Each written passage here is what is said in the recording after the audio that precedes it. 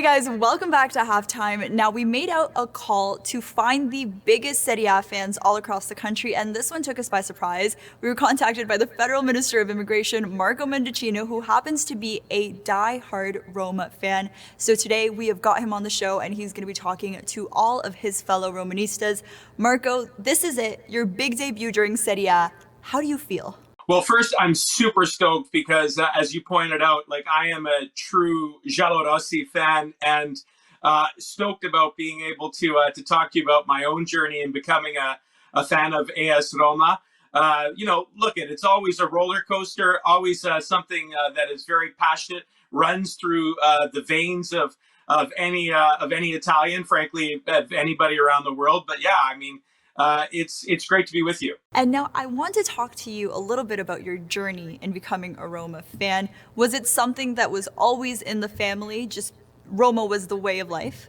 Well, as uno figlio di Calabria, the answer is no, it wasn't always in the family tradition. But certainly going back to my youth and my earliest memories of soccer are on St. Clair Avenue in 1982 when the Azzurri won the World Cup, and then becoming more familiar with Serie A and watching it on tln.ca as it was then known, and just becoming familiar with the different teams. And I have many family and relatives who cheer for other teams, in particular on my wife's side, who's Chujar, so she's closer to central Italy. And I remember when we went to visit her family for the first time after we got married. They live just outside of Rome, close to a town called Cassino in San Delia Fiumi Rapido. And we talked about who I root for. And I told them AS Roma, and there it's like sacrilegious because they're big Lazio fans. So my journey has taken many twists and turns, but I am a Giallorossi fan through and through. So how are those family reunions now when you're still a Roma fan against the Lazio ones? Well, it all depends on who wins after the derby. And look at the derby di Capitale is one of the most passionate derbies in Serie A soccer, right across the world. And I know that the Biancocelesti are also very passionate about their team, their squad. But look, they accept me for all of the flaws that I have. Let's put it that way, and I accept them for the flaws that they have in cheering for the for Lazio. So obviously, the Roma-Napoli rivalry isn't that historically passionate, but this one has a lot at stake because the two of you actually are tied with points.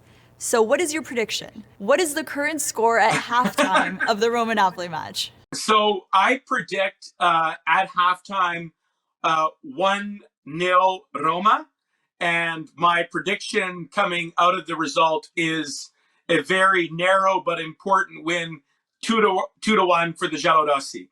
And I'm feeling confident because I think the squad coming out of their initial matchup last year was tough. I think as well, coming out of a game last weekend when everybody, I think, would have thought that they would have been able to handily beat Parma, that they lost 2-0, that motivation is going to inspire them to come out of this match today. So, look, I'm predicting a 2-1 win. It's going to be tough. Napoli is scrappy. They got their own talent. Now, Marco, I have to ask you a more personal question.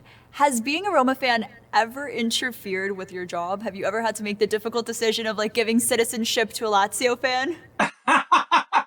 Well, of course not. Not in the exercise of my ministerial functions. And look, it's always a very special thing, as we've spoken about in other interviews, for me to welcome new citizens to our family here in Canada. But on a more sort of personal level, there's a lot of personal chiding within our caucus. I know I've got some other fans from some colleagues who are big supporters of other clubs, but it's always good fun. It's always good fun. Probably the one that's the most intense is Roma Juventus. or Roma Inter. This year, Inter is right at the top of the league. So but we have fun with it. And at the end of the day, we're all cheering for the Azzurri in the World Cup, and so that's what unites us, obviously, and Canada too when they can make it. And here's hoping that Canada will make the next World Cup. Marco, I can really feel your passion and your excitement for soccer, and I've witnessed it firsthand because every time that I interview, no matter the topic, no matter what it is that we're talking about, you break out into a powerful rendition of Roma, Roma. So I think this is finally the appropriate time. The stage is all yours. Roma, Roma, Roma, cora di sta città. Unico grande amore di tanta gente che fa sospirare. Roma, Roma, Roma. Da-da-da-da-da. There you go. Let's go, Michelle Rossi. Dai Roma. Dai Roma. There's not much else to say, Marco. That was beautiful. Thank you very much.